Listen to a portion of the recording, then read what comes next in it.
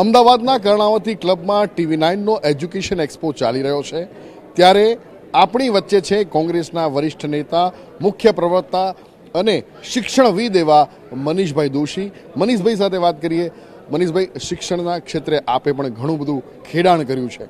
આ પ્રકારના એક્સપોથી આપ શું માનો છો કે વિકલ્પો જાણવા, મૂંઝવણ છે એ દૂર કરવી એનો શ્રેષ્ઠ વિકલ્પ બની શકે છે? શું કહેશો આપ? ધોરણ 10 અને 12નું પરિણામ આવવાની તૈયારી છે. બાળકો સતત બોર્ડની પરીક્ષાઓ એટલે સતત મહેનત કરતા હોય છે.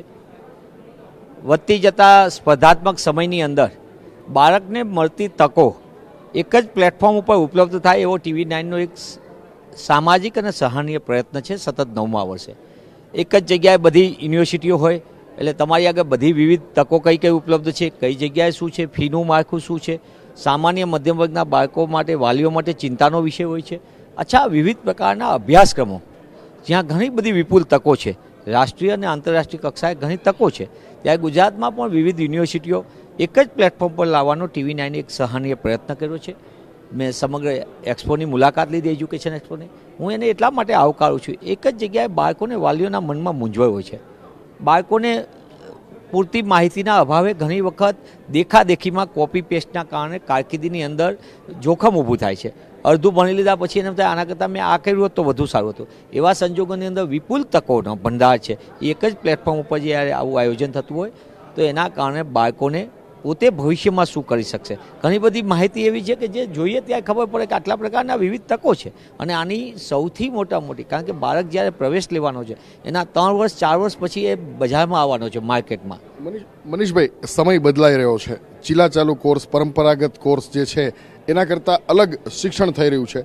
ત્યારે તમે માતા પિતાને શું કહેશો કે વાલીઓનો, વિદ્યાર્થીઓનો જે રસ છે એમાં પહેલાં વિદ્યાર્થીઓને પસંદગી આપે, નહીં કે ડૉક્ટર, એન્જિનિયર જ બનાવો? શું કહેશો આપ?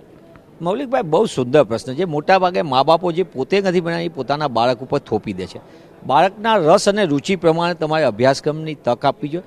બાળક શું ઈચ્છી રહ્યો છે? માત્ર ડૉક્ટર ને એન્જિનિયર એકમાત્રથી જ ભવિષ્ય ઉજ્જવળ નથી. એવી અનેક તકો છે. ડૉક્ટર ને એન્જિનિયર પૈસા કમાશે, પણ જવું તો ચાર્ટર્ડ એકાઉન્ટની પાસે, ફાઇનાન્શિયલ એનાલિસ્ટ નહીં કરશે, એનું મેનેજમેન્ટ કરવા માટે. એવી અનેક તકો છે.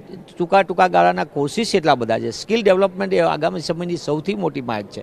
ત્યારે વિવિધ પ્રકારના અભ્યાસક્રમો, એ મેનેજમેન્ટના હોય કે પછી કોમર્સના હોય, સાયન્સના હોય, કોમ્પ્યુટરને લગતા હોય કે અન્ય સ્કિલના છે. શોર્ટ ટર્મ અને લોંગ ટર્મ કોર્સ કર્યા પછી બાળક ધારદાર રીતે બજારમાં આવે. બજારમાં માંગ અનેક છે, મેન પાવરની માંગ બહુ છે, પણ આપણી આગળ એ પ્રકારની પૂરતી સ્કિલ ન હોય તો બજારમાં તમે ઊભા નથી રહી શકવાના. ત્યારે હું બાળકોને પણ કહું છું, ખાસ કરીને મા બાપને કહું, તમે તમારા બાળક ઉપર કોઈ પણ વસ્તુ થોપી ન દો. તમે એને કહો કે કઈ વસ્તુની તકો છે. નિષ્ણાતો આગળ તકલીફ, આવા એક્સપોની અંદર મુલાકાત લઈને નિષ્ણાતોને મળો. દેખાદેખીમાં કોઈ બાજુવાળા એન્જિનિયર બન્યું એટલે મારી દીકરો એન્જિનિયર જ બનવું છે એવું નહીં. એને આર્ટ બનવું હોય તો આર્ટિસ્ટમાં જવા દો, હ્યુમેનિટીઝ બનવું હોય તો હ્યુમેનિટીઝમાં. અંતે તો બાળકે જે ભણે એ ઉત્તમ ભણે, એ જ સમયની માંગ છે. અને ઉત્તમ ભવિષ્યનું ઉજ્જવળ થાય એના માટે હું TV9ના આ એક્સપોના માધ્યમથી ગુજરાતના તમામ બાળકોને ખૂબ ખૂબ શુભકામના પાઠવું છું. મનીષભાઈ, TV9 સાથે વાત કરવા બદલ આપનો ખૂબ ખૂબ આભાર. તો આ હતા મનીષભાઈ. આ વાતનો સાર એક એ નીકળે છે કે ઈશ્વરે બનાવેલું બાળક એક ફૂલ છે. ગુલાબ અલગ હોય, મોગરો અલગ હોય, ચંપો અલગ હોય, દરેકની અલગ અલગ ખુશ્બુ છે. એથી બાળકને પણ પોતાની મનગમતી કારકિર્દી જે છે એ લેવા દેજો.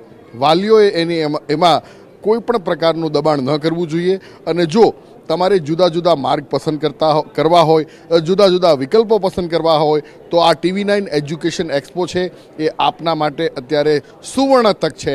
આજે રાત્રે 8 વાગ્યા સુધી આ એજ્યુકેશન એક્સપો ખુલ્લો રહેવાનો છે. તો પહોંચી જાઓ કર્ણાવતી ક્લબ, અમદાવાદમાં. કેમેરા પર્સન નટવર પરમાર સાથે મૌલિક મહેતા, TV9 અમદાવાદ.